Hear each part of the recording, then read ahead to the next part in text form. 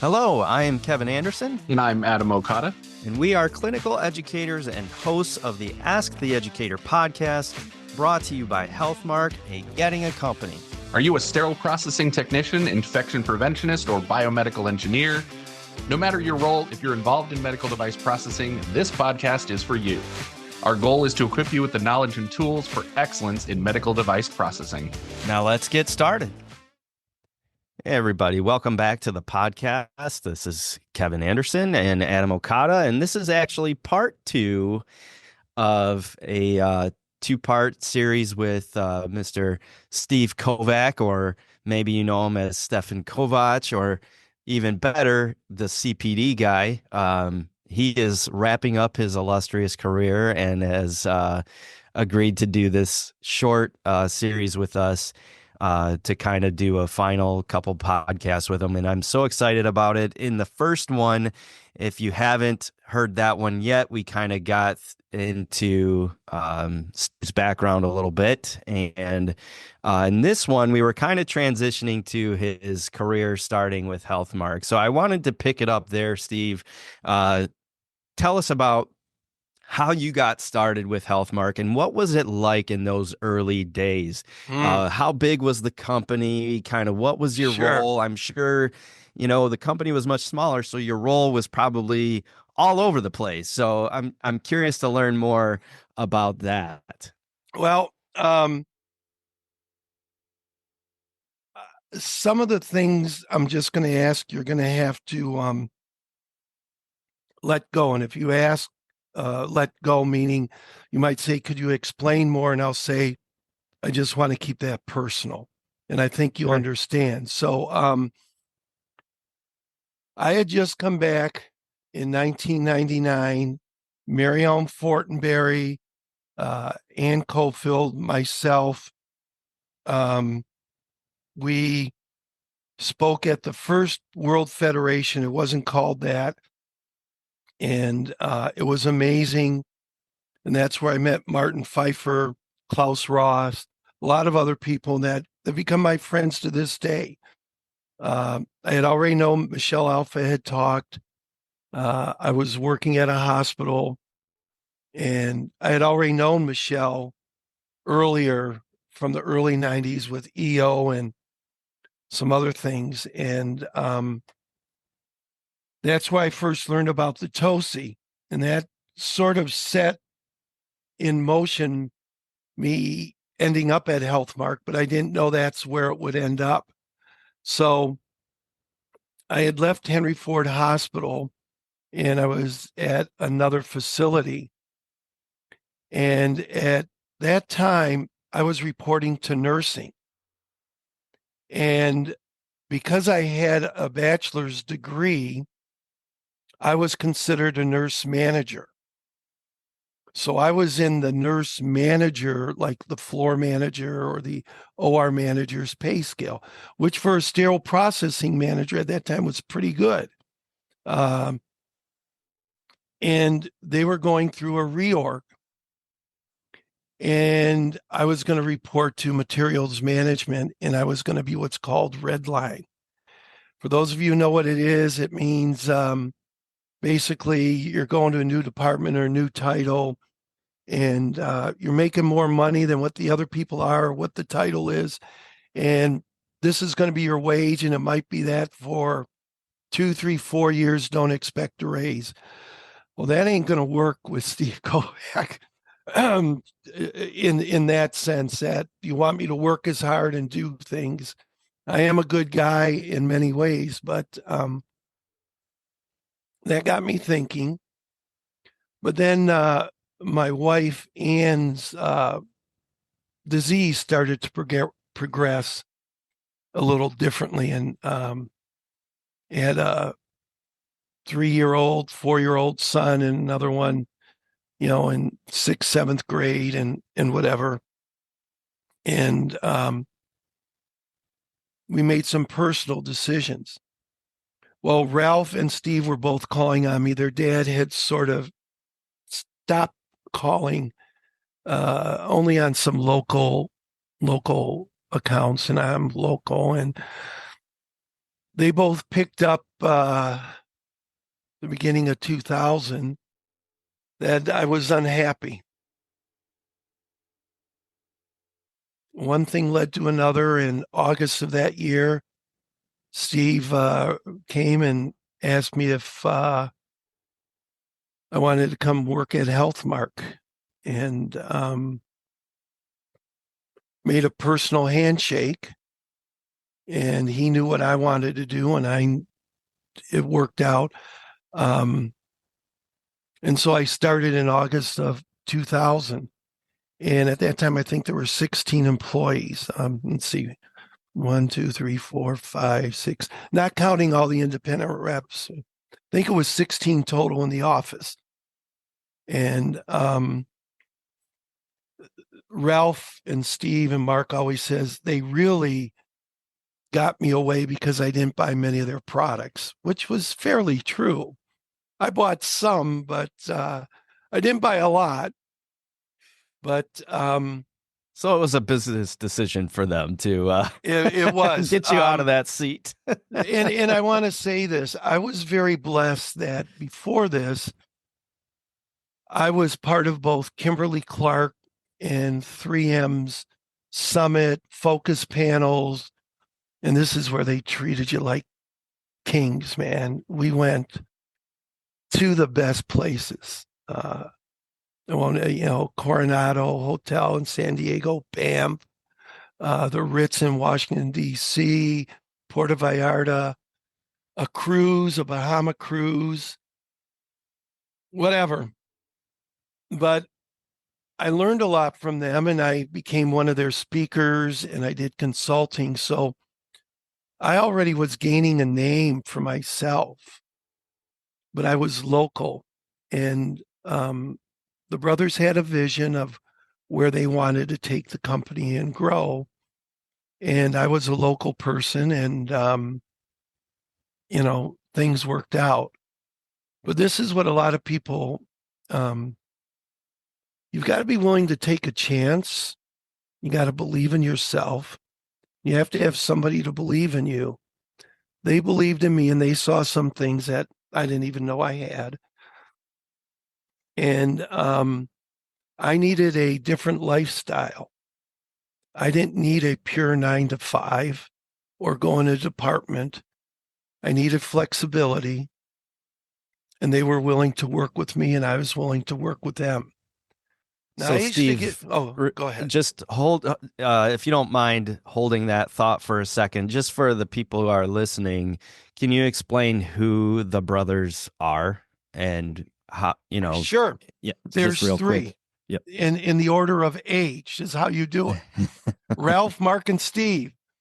Doesn't mean who's more important, but they each had a different area. Steve was sales, Ralph was marketing, and Mark was the supply chain, now what you call it, acquisitions, things of that, the warehouse, vendor relationships.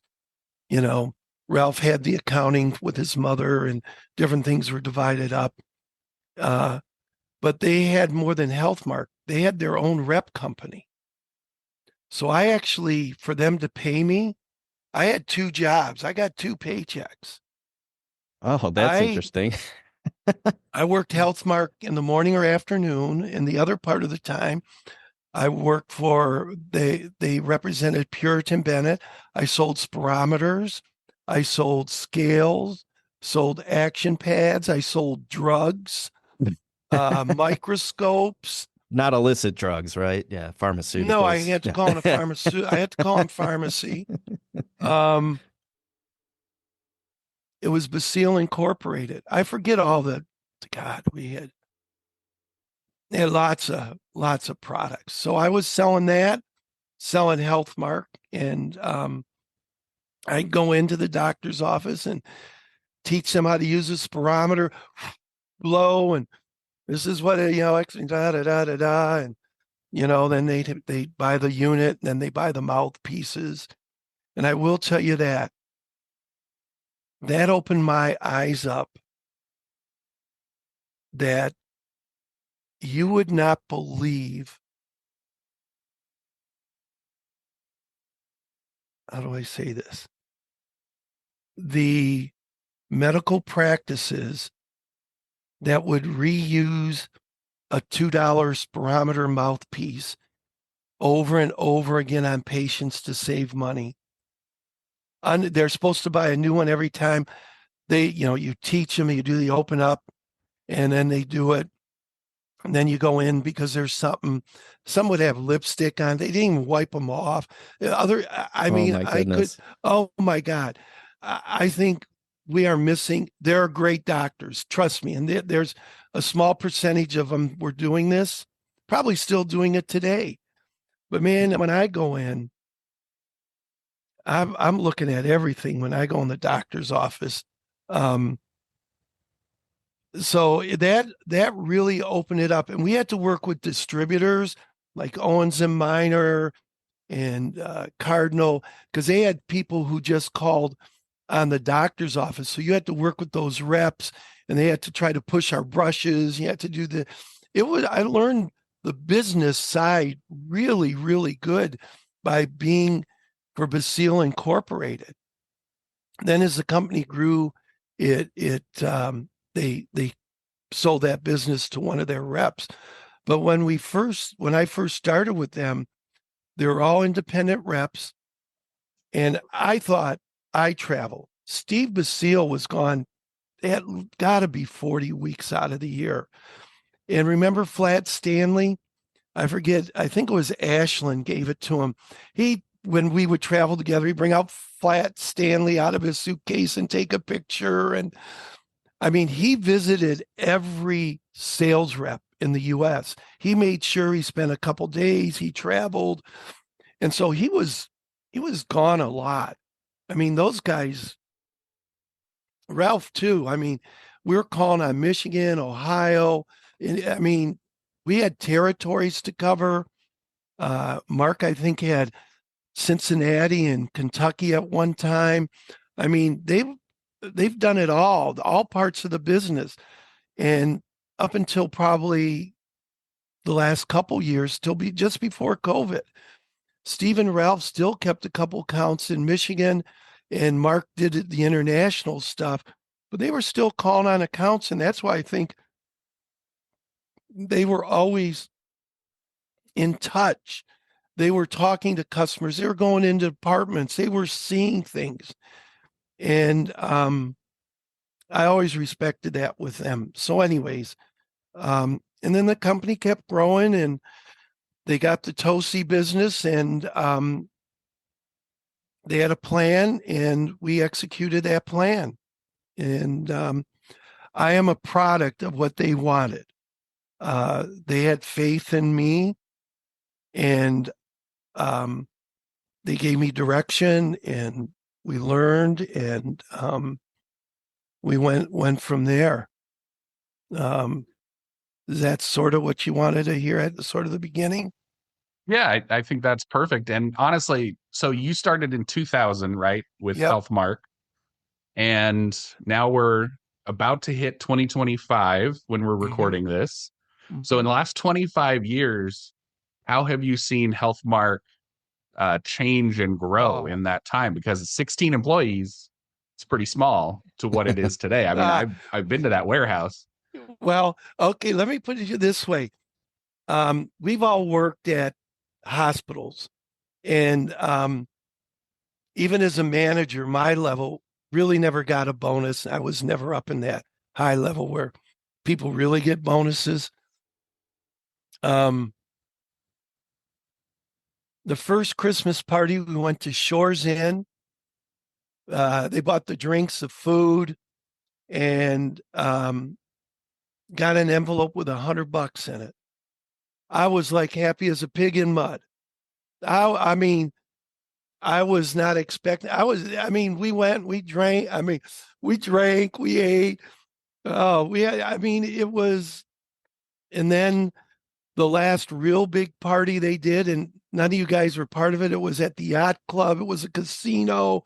People won all this kind of stuff. TV. I mean, it went from that to them sharing very nice bonuses for people. I think they've never had to. It's their company, but they've always given back. But that $100, you guys know this. We travel and we're, we get our own room, Hampton Inn, whatever if we can stay at a nicer place, sometimes that happens. But I remember first starting off, I had to sleep with somebody in a room, Red Roof's Inn. I mean, some of these people got it so good, and I hear little people, they don't complain, but you know, hey, we are treated very nice. We're not asked to overdo anything. They've always trusted their employees to do what's right and to live within to speak and represent the company. And that's really what I have really enjoyed. I've always told people this. They never asked me to lie, cheat, steal, kill anybody, or say something I didn't believe. And that last one's very important to me. We might disagree, and I can find a way to be comfortable either not saying something or saying something within what I believe. But they never said, well, you better say it this way, or you better do this, or, that's, it was always what's best for the patient, what's best for the customer. And what made it nice for me, and then some of the others that have come along, I could say, you know what? These other companies have brushes. You can check with them, or we have the solution. There are other companies with solution. And then they say, who are they? Then I'll tell them. But I will at least say, there's others who have, cleaning or, whatever it is, pouches or whatever. And I says, you can check them out. Well, who are they? Well, this and that. But I believe ours is better. So then they open it up for me to talk about the differences. I didn't bring it up. They wanted to know. So that's what I really, really like. I think one of the turning points, I don't have the exact date, but maybe it's around 08 or 09. I do have the clipping when Kimberly-Clark sold their pouch business and Healthmark and WePack went in and bought it. And that changed. That was this really big acquisition for them. I think it was like $7 or $10 million. I don't know. And they held almost 90% of the customers as they switched them over from the Kimberly-Clark pouch to the WePack pouch. I think Ray Taurasi was with us then, and how they worked that. And the brothers had a plan. They worked with WePack. We executed the plan. They always had a good plan. I have to say, when we did big things like that, there was always, but that's sort of like, boom, all of a sudden, now you got this big boost in your total, what you're buying. And in 2000, I don't think it matters. I don't know. They were maybe $1.5 million company. And then you look at what they sold in 2023. I'll let anybody look at that and say, look at the growth of that company and what they've done. And it's really amazing. As a family business, I knew Mr. Basile, still Mrs. Basile, love her, great lady. I mean, if I had something on the expense account, well, that's in the wrong accounts. I mean, she knew where everything was, but she was always nice. And I see her and we talk, and I miss her walking around, but COVID came, so everything sort of changed after that. But it was always nice to see Mrs. Basile there. Whatever. So I sort of rambled there. Go wherever you want with no, it. it's okay. So you're saying back in 2000, it was roughly a $1 million company. A little more than $1 million.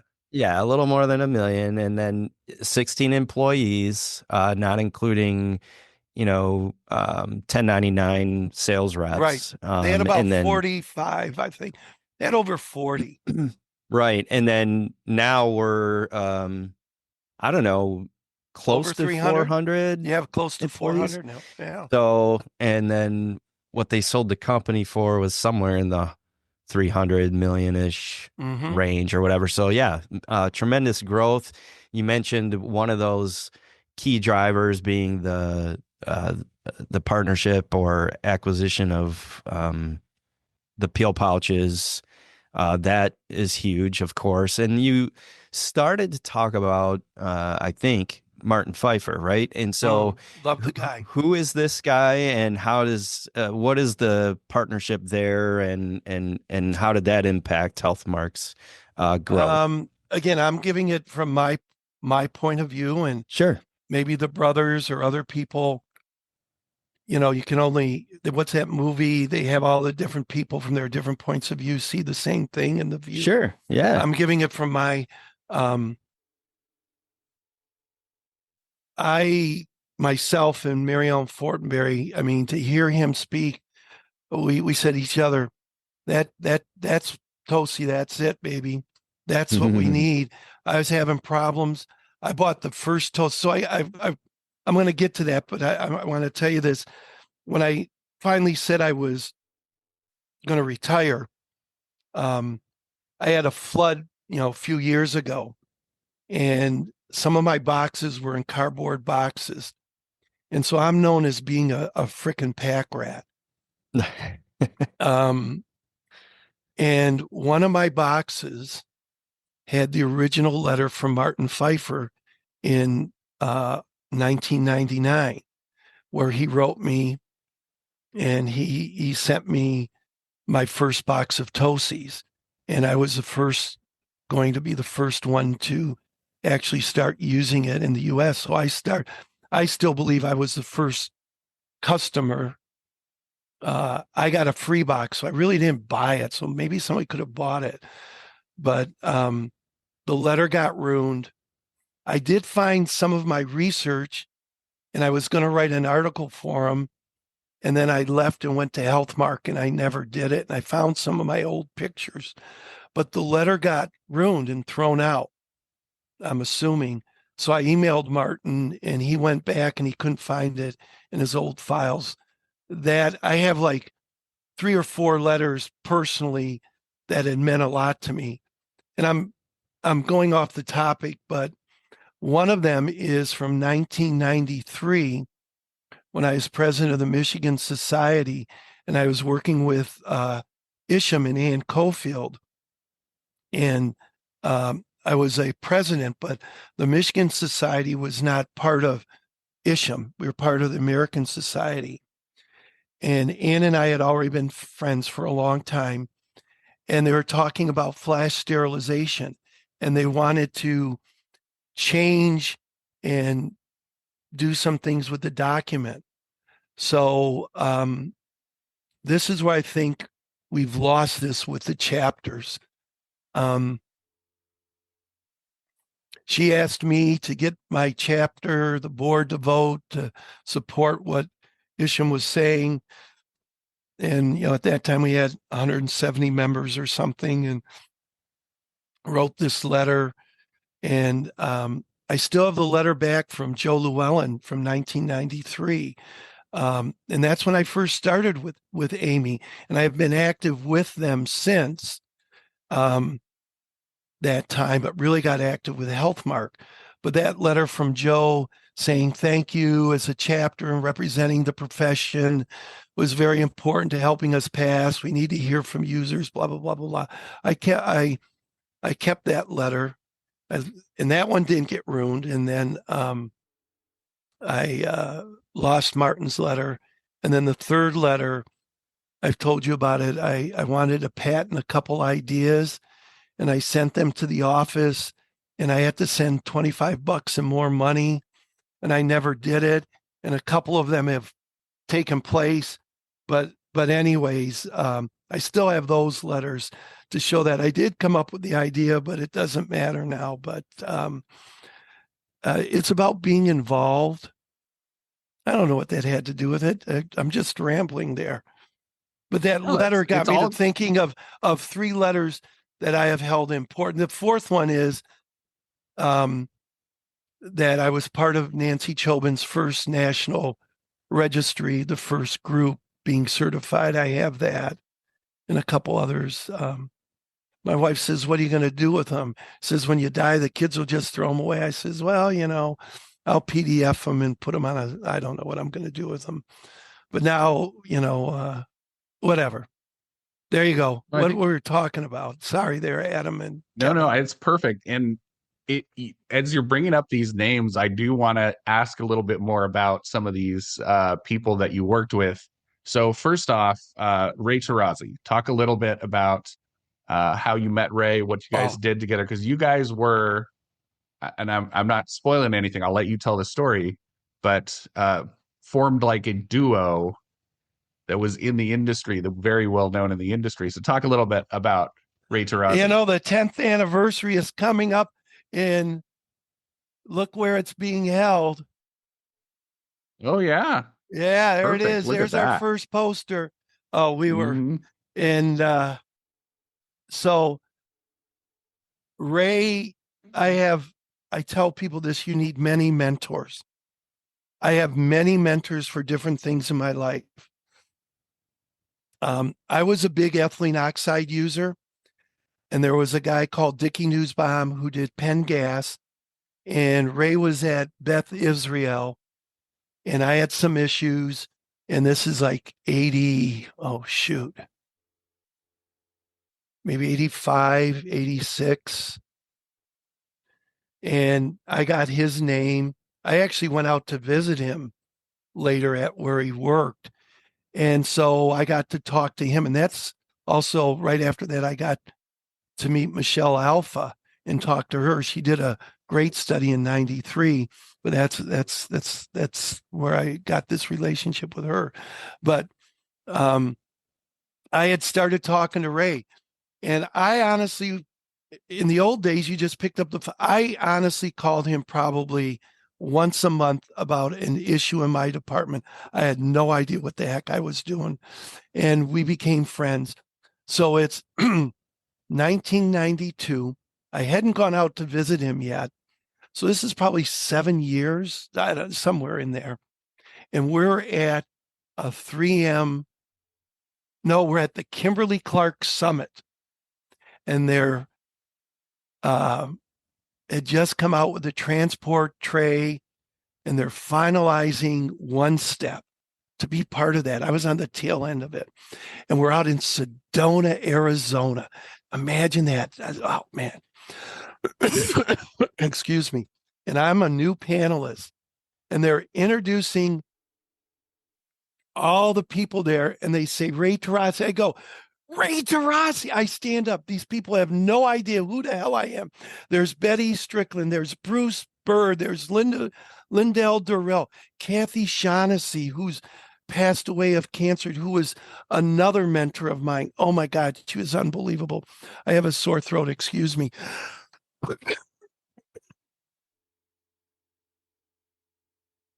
And I jump up out of my chair and I'm going, Ray Taurasi, is this? I can't believe this is. I'm finally meeting you. And this guy in there going, who the hell is this guy? I come over and I shake his hand. Man, Ray, I just can't believe. I mean, it was sincere. It was honest. He's going, oh my God. And his friends are, who the heck? I mean, where did they get this guy from? Well, there was Cynthia Torta, who was at that time at Johns Hopkins. All these other people. I was at Henry Ford Hospital, and we were either number 1 or number 2 in using Kimberly Clark wrap. So they wanted to bring their biggest users and all this to get feedback. And I remember him, and he has just helped me. And then personally, through when my wife was sick, and Him and Martha Young actually came out to my wife's funeral. But Ray has been there uh, 40, 85, somewhere around there, close to 20, 40, a long time, long time. And he's been honest with me. He says, I don't think he's been nice. He says, you need to look at this. And he was active in Amy in the 80s and 90s, going back. And yeah, Ray, wow. So how did he become a clean brother with you? Was he with Healthmark at the Yes, time or yeah, not with yeah. I Healthmark? got him. Oh yeah, he was one of the FOKs at Uh-oh. Healthmark. It was called Friends of Kovach. Oh, I okay. think There at we one go. time I had like 16 or 18 people there, working for Healthmark, got them jobs or whatever. Um, we had Healthmark wanted to throw their first party. And this is what I loved about Ralph, Steve, and Mark. They would they had to think I was freaking nuts. I mean, Ralph Ralph and I started the Daily Digest before other people were doing it daily. Then it became weekly. They let me start the concept of the games with a great young friend of mine, Alex Kirk, when nobody else was doing these types of games. And they says, "Well, what are we going to do?" I says, I love the Blues Brothers anyways. I used to do a Blues Brother back in college with a friend of mine. I says, we can be the Clean Brothers, baby. And they said, oh, yeah. So Tim Couch was with us. Don Gordon was our security guard going through. And we did a really cool act for like 15 or 20 minutes. And people just, they had never, nothing against all the other parties other than Chuck Hughes when people used to dress up, but you used to go to a luncheon and you have this. This was just drinking and hors d'oeuvres, and then two wild guys just dancing and jumping around. And we took it on the road, did it at some local state chapters, and then for the next 4 or 5 years, we were the Clean Brothers at a safari. I had to dress up as a penguin. No, he was a penguin. He was a snowman. Then we were like the three amigos. Don Gordon was with us. The Clean Brothers did acts. It was just a way to promote and have a good time. And the parties have always been as a thank you to the people who work every day. And that was the whole thing. The Basile says, we just want to say thank you and let people get a little break. Not everybody has a vendor take them out to dinner and buy them some drinks, and a lot of technicians don't. And that was their goal. Let's just have people have a good time and forget things. And yeah, we had a damn good time. So we took the Clean Brothers and they let us run with it, you know. And my wife I still have my suit hanging up in the closet, and my wife says, "When you gonna get rid of it?" I says, "Well, I'm retiring, and then that's it." And I even got my Three Amigos whatever, whatever. Then we did the 1 year with the princesses and all the Disney characters. Oh, the really cool one is the first time in San Diego, the San Diego Zoo.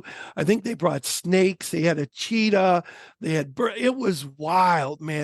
And they're walking around with that. And we're dressed up as Clean Brothers in the jungle. Oh, it was, anyways, it was a different time. Anyways, I there knew you I go. knew That's Ray Taurasi.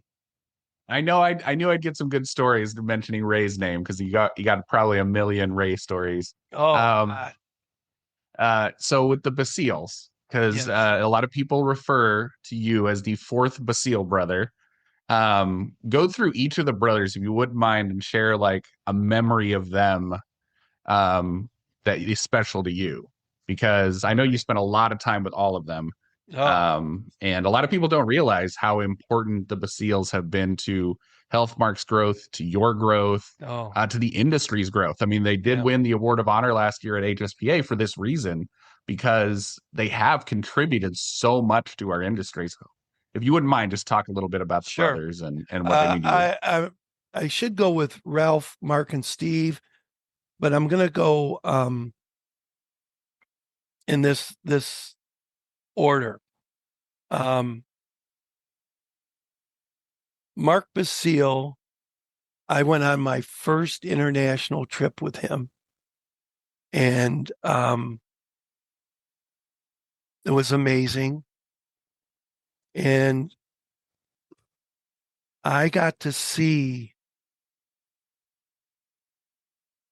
a brother who is thinking outside of the box, how he could, because it was an international meeting, how he interacted with other companies, trying to form partnerships, because they've had a lot of partnerships with companies over in Europe. Famos, Clinipac, was bought, Westfield, WePack, many other companies, but he understands the business.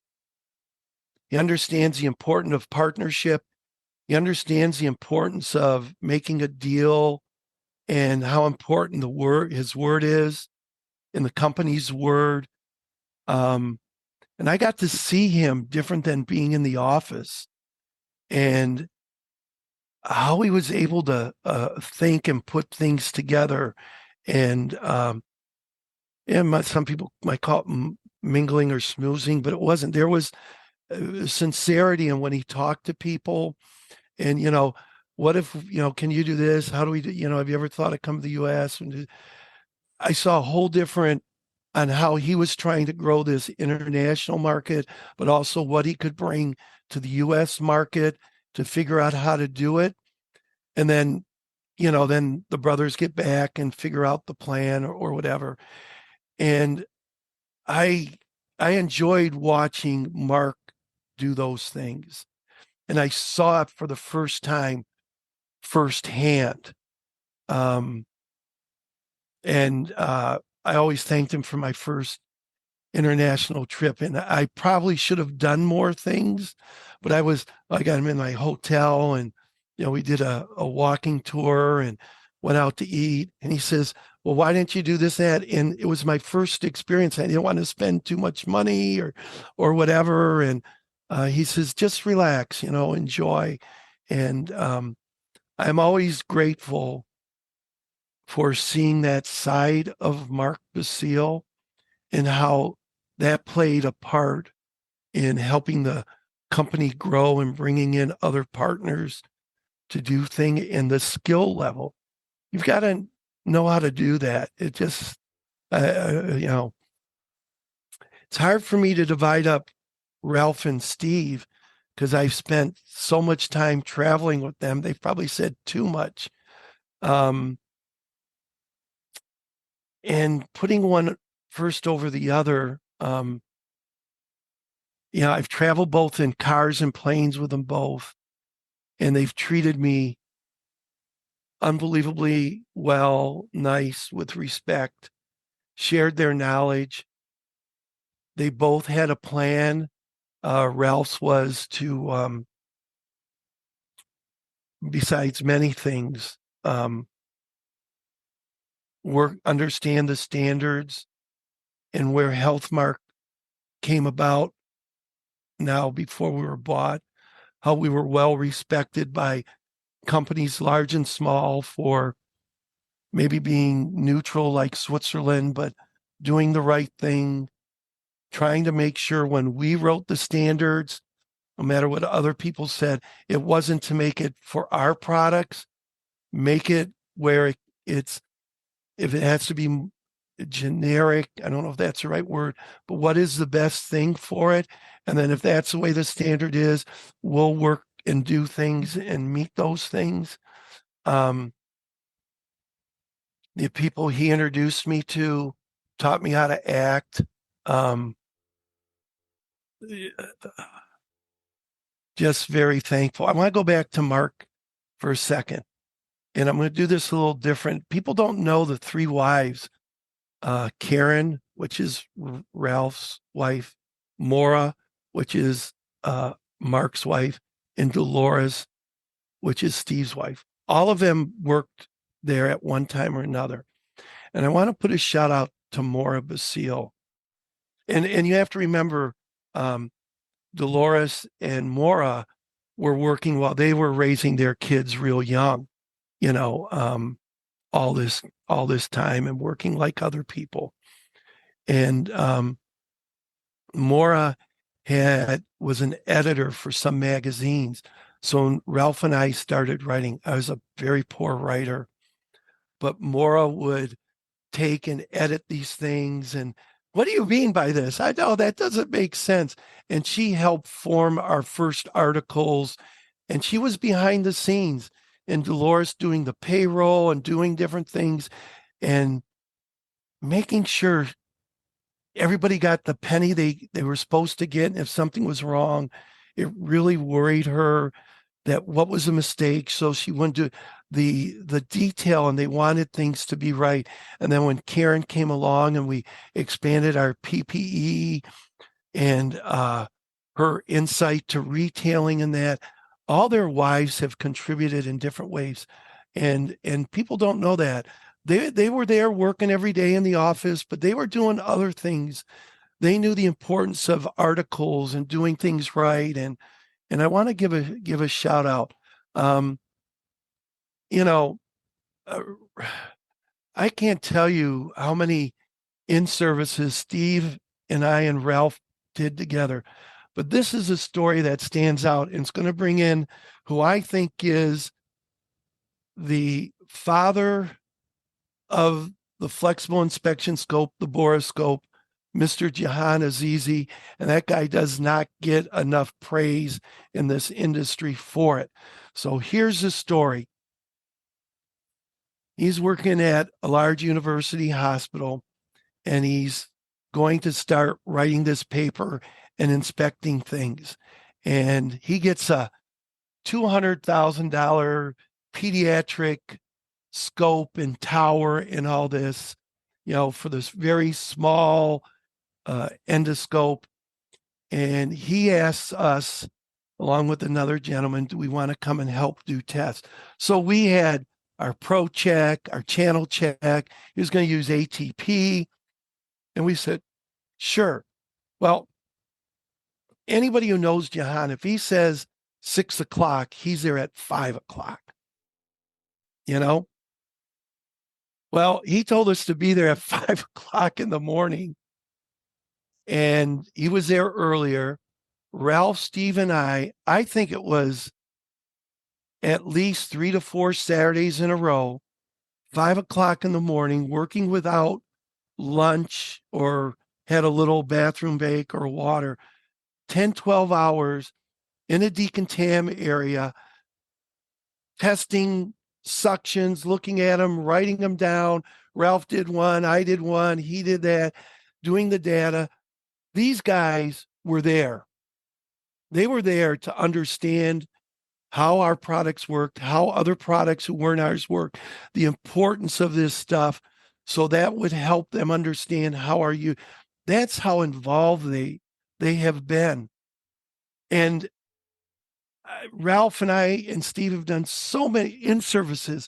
Ralph and I have slept in a car in the parking garage at like 10 o'clock and had to go back at midnight, waiting to go in to do the midnight shift, and I'd be talking, and it worked so well with both of them that if I missed something, it just flowed. Well, this you want to do, and you want to do this, and you might want to think of this. And I miss that. I miss doing that. Is one of the things I really miss. But then sitting with them, talking with them, learning things, I don't know what else to say. I don't know. You ask me and I'll go through. My eyes are closed. Like 9,000 different things. No, that's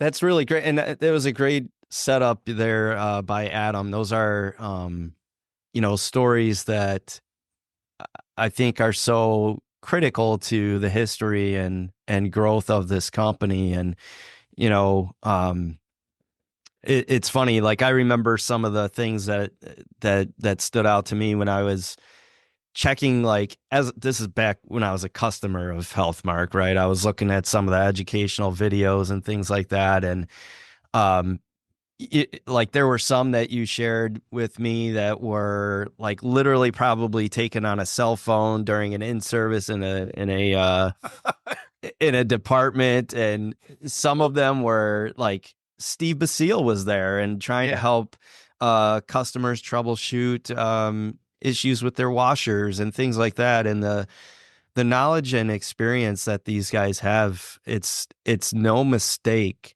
that the company was as successful as it was and why it was coveted by other companies as one to acquire.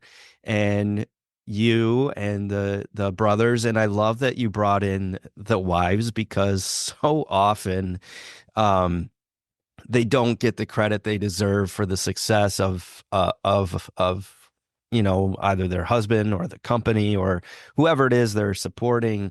And that is a very, very important part is with a family business that everybody is pitching in. And I feel like I even remember you telling me stories of some of the younger Yeah. Basiles coming in and doing Yep.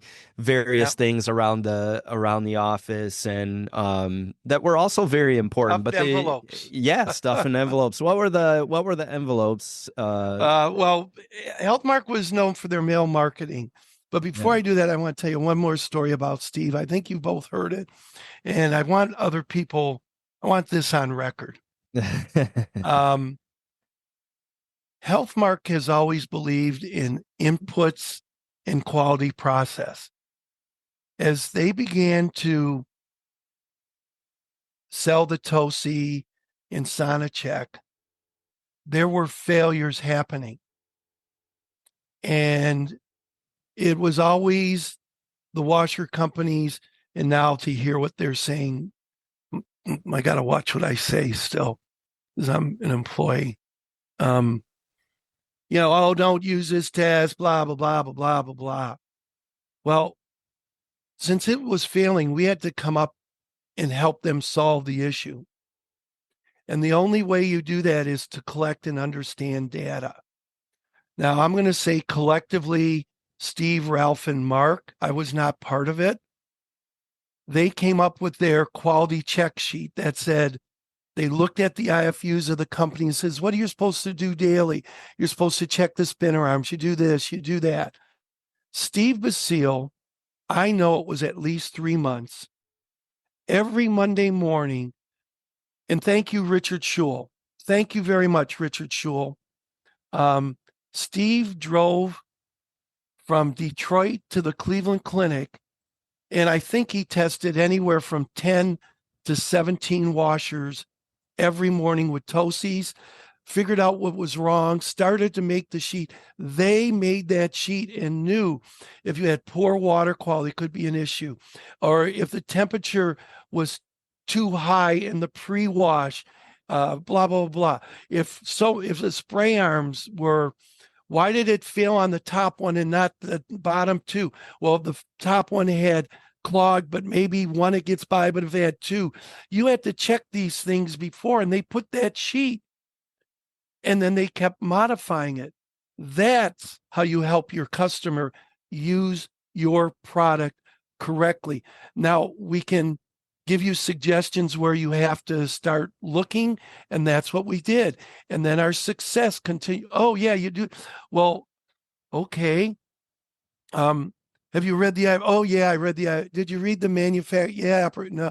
Well, in there, you're supposed to daily do this. How you do? Oh, well, you don't. Well, you need to check. You need to check these. Blah blah blah. You guys all know. You've worked in a hospital, and so it became a reinforcement. And trying to get people to do something when there is no standard is unbelievable. But when you talk about quality, and you talk about putting in quality processes, and people get to understand.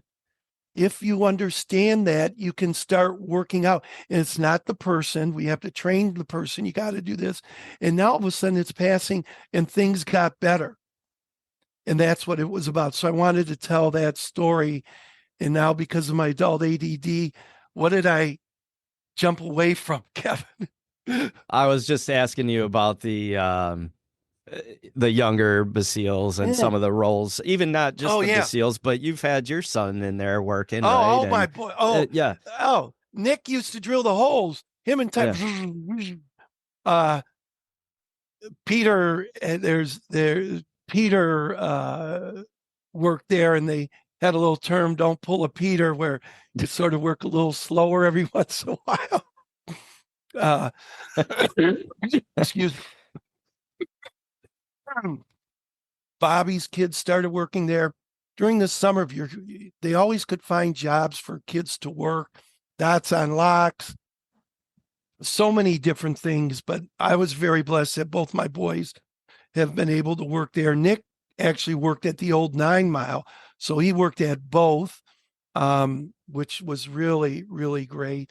But Lily and Ashton would come in, and they used to know for sending out samples and stuff. And, they stuff the stuff, seal it, and then somebody mail it out. And Dan and Pete came while they were in college and did projects and worked in between. And it was, there's always family members from different employees. They're doing jobs that they could help do, which was great. It's been a family affair all along. It's really cool. I've always thought it was cool. Yeah, absolutely. And one thing too, I wanted to touch on real quick, because we are at least getting closer to our time. But this is like Joe Rogan. Hey, we're talking hours. I hope people really listen to this. Well, I hope so, and I think it is. Good to do some long form podcasts, especially with somebody like yourself, and there'll be others too. This isn't going to be the only ones, but I think it is really important that we explore careers and stories a little bit deeper to understand some of the history and also where our industry should maybe go in the future. But one of the things that I thought was interesting about you specifically, that maybe a lot of people today aren't even really aware of, is that you had sort of the tip of the spear in terms of like having a dedicated educational website for serial processing. And I don't think people out there today maybe even know that, but you had a website called cpdguy.com, right? Is that? Well, yeah, okay. So I right? need the record. I want the record to be straight here. Yeah. Let's hear it. All right. Dave Wise, MSH CSP. It's 1993, 94. To my knowledge, he put up one of the first websites. I came up within a couple weeks later, and it was smk.rus.net, and it was called the CS Forum. And I did that while I was still working in a hospital. And then Missouri came online, and I was blessed enough to work with Isham with, I think it was Stan Burke or Stan, help in the development of some of their beginning webpage. But I found some of my old stuff. And this was before I came to Healthmark. I had ask a question on my CS forum, and anybody could put in a question, and that question went out to like 20 different people. It went to Nancy Chobin, Brian Broder, Miriam, a lot of my Michigan MSH CSP people, Ray Taurasi, all these different people who then could answer your question, and hopefully you would get it. And then later on, this was before Isham came up with their talk section. Karen, I always get her name wrong. N.A.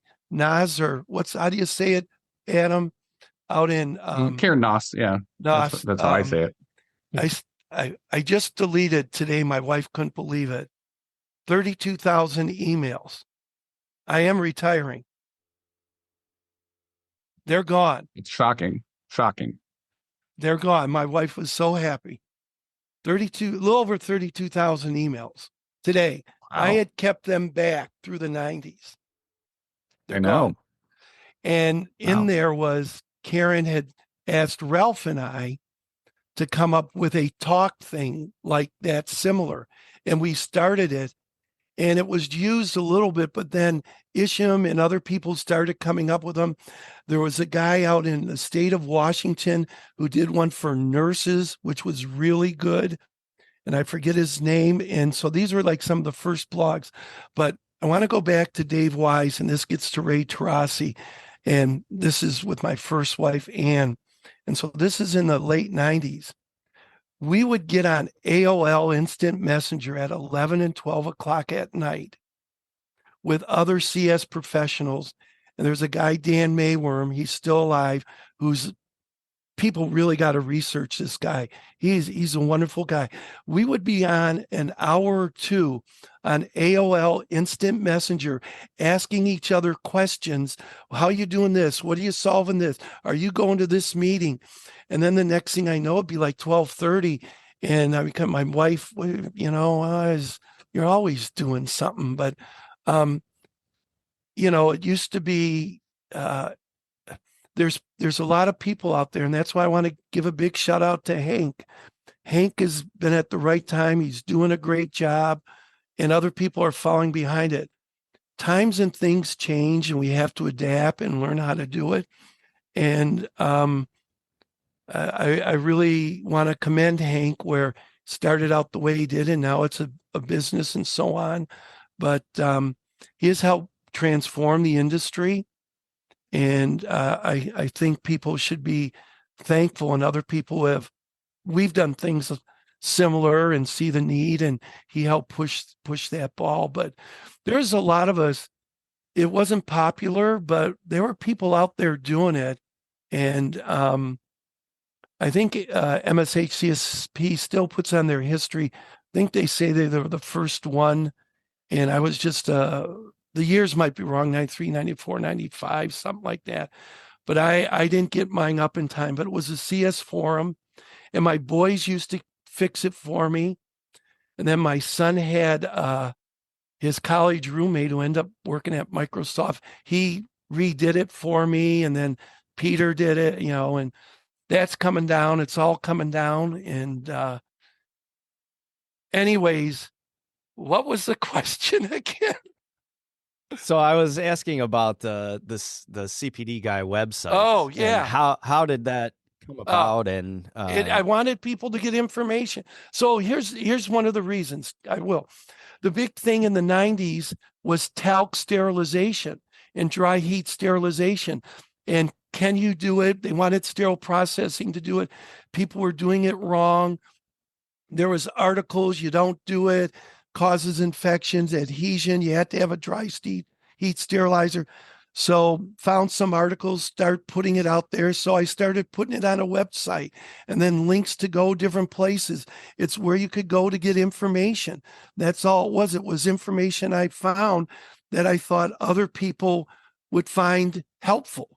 And that's all it was.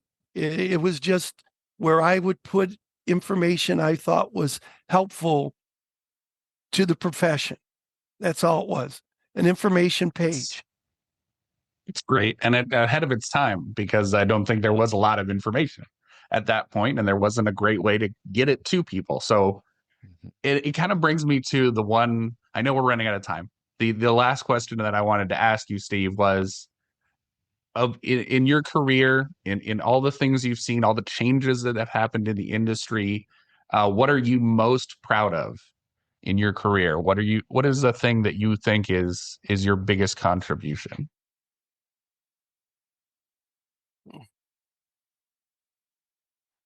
Um,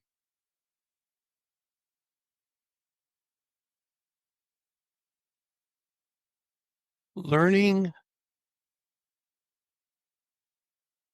when I actually learned the importance of it's not about trying to reach every person in the audience. It's giving people knowledge that they can use. And the goal is I got to reach at least one.